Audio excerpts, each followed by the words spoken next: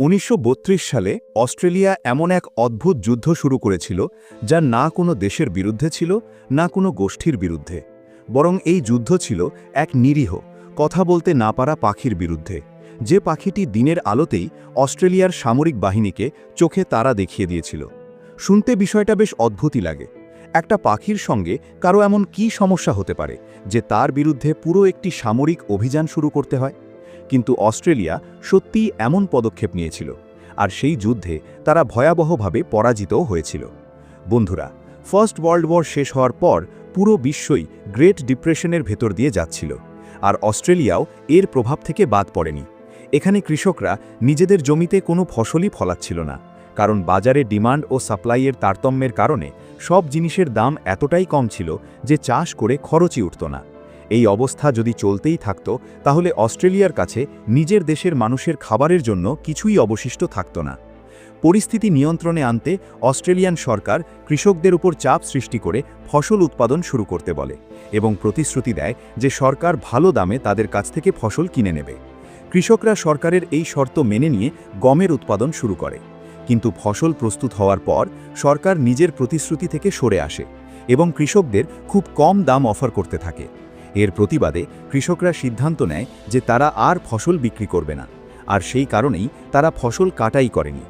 এমনটা নয় যে অস্ট্রেলিয়ান সরকারের গমের কোনো দরকারই ছিল না, আসলে তারা এক প্রকারে কৃষকদের ব্ল্যাকমেইল করছিল, কারণ সরকার জানত প্রস্তুত ফসল যদি কৃষকরা সরকারের কাছে বিক্রি না করে তাহলে তাতে পোকা ধরে যাবে এবং নষ্ট হয়ে যাবে।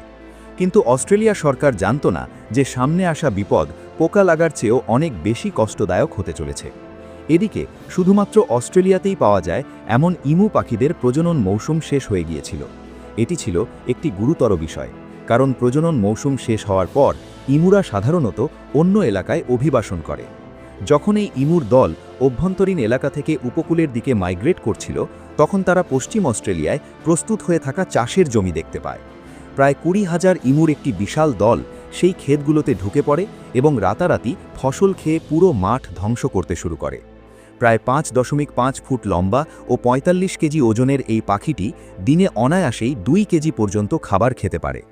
20,000 সংখ্যাটা সত্যিই অনেক বড় ছিল, আর এরা মাত্র একদিনেই 20 থেকে 25 একর জমির ফসল ধ্বংস করে দিত। 1-2 সপ্তাহ ধরে কৃষকরা নিজেরাই এদের সামলানোর চেষ্টা করেছিল, কিন্তু ইমুরা এক ক্ষেত থেকে আরেক ক্ষেত্রে পালিয়ে যেত।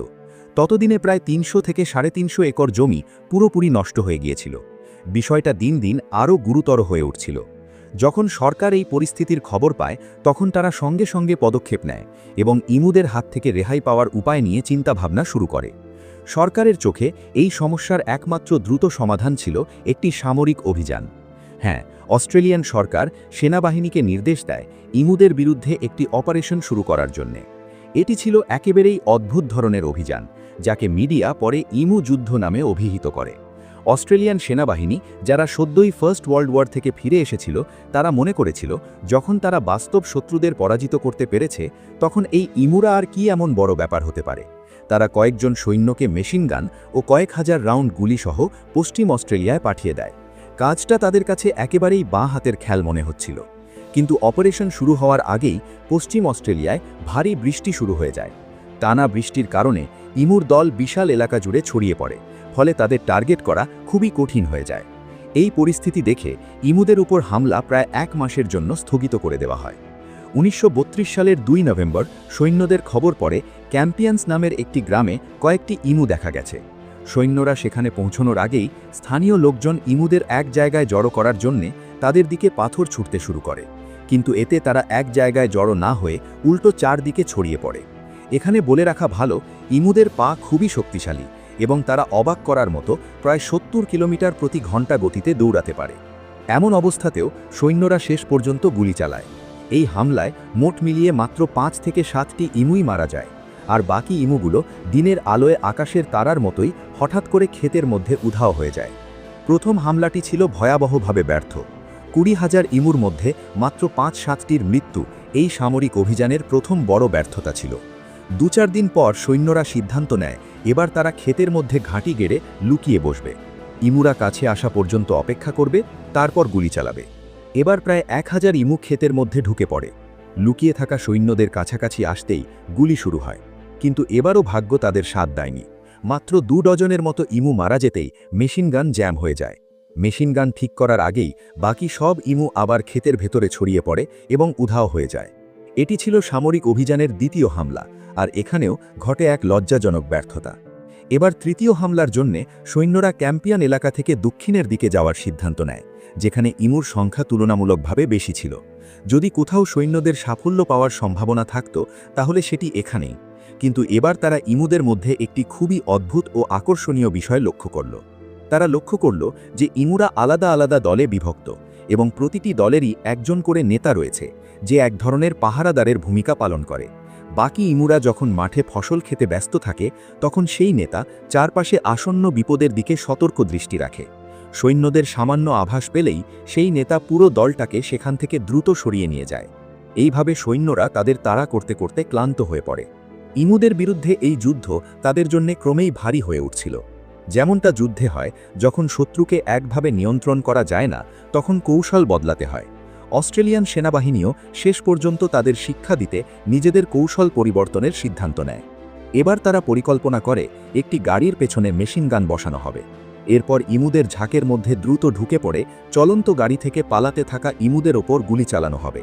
আর তারা যেমনটা ভেবেছিল বাস্তব যুদ্ধে হয়তো তেমনটাই হয়, কিন্তু এখানে শত্রুটা উড়তে না পারলেও ছিল ভীষণ চালাক এক পাখি, কারণ গাড়িটাকে মাঠের ভেতর অর্থাৎ অফরোড চালাতে হচ্ছিল। ফলে চলন্ত অবস্থায় দৌড়ানো ইমুদের লক্ষ্য করে মেশিনগান দিয়ে নিশানা করা অপারেটরের জন্য ভীষণ কঠিন হয়ে পড়ছিল। অনেক রাউন্ড গুলি ছোড়ার পর কখনো কখনো একটা গুলি ঠিক নিশানায় লাগত। তবুও সৈন্যরা এই কৌশলই চালিয়ে যেতে থাকে। কিন্তু অফরোডে দ্রুত গতিতে চলার কারণে একসময় বড় বিপত্তি ঘটে। একটি ইমু গাড়ির স্টিয়ারিংয়ে আটকে যায়, যার ফলে গাড়িটি ঝোপঝাড়ের মধ্যে গিয়ে ভয়াবহভাবে ক্র্যাশ করে। এই প্রচেষ্টায় মোট 2500 রাউন্ড গুলি চালানো হয়েছিল, অথচ একটি ইমু মারা যেতে মাত্র 200টি। এটি ছিল চতুর্থ হামলা, আর নতুন কৌশলটিও সম্পূর্ণ ব্যর্থ হয়।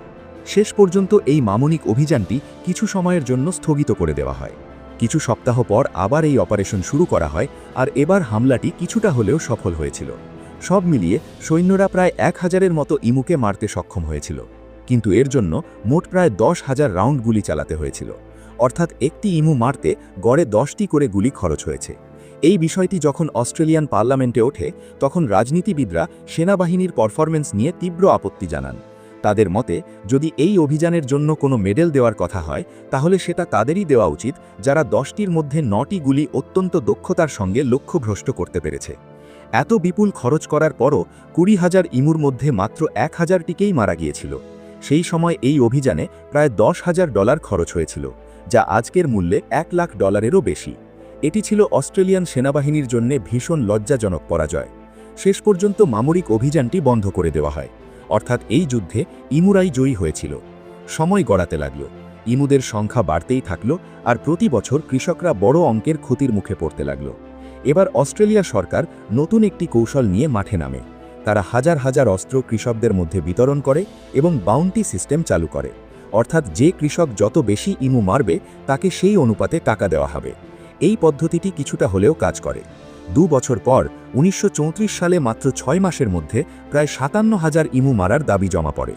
এই খবর আন্তর্জাতিক গণমাধ্যমে ছড়িয়ে পড়তেই পশু অধিকার সংগঠনগুলো তীব্র প্রতিবাদ শুরু করে। মানুষ অস্ট্রেলিয়ান সরকারের কঠোর সমালোচনা করতে থাকে। অস্ট্রেলিয়া সরকারও আর কী বা করতে পারত।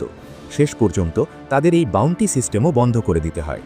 যেসব ইমুকে 1932 সালে 20,000 সৈন্য দিয়েও নিয়ন্ত্রণ করা যায়নি, আজ সেই ইমুদের সংখ্যা অস্ট্রেলিয়াতে প্রায় 6 থেকে 7 লাখের কাছাকাছি।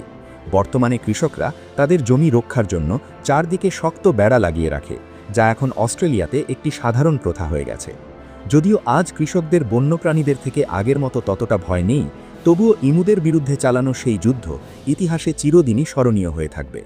এই এপিসোডটি কেমন লাগলো কমেন্ট করে অবশ্যই জানাবেন।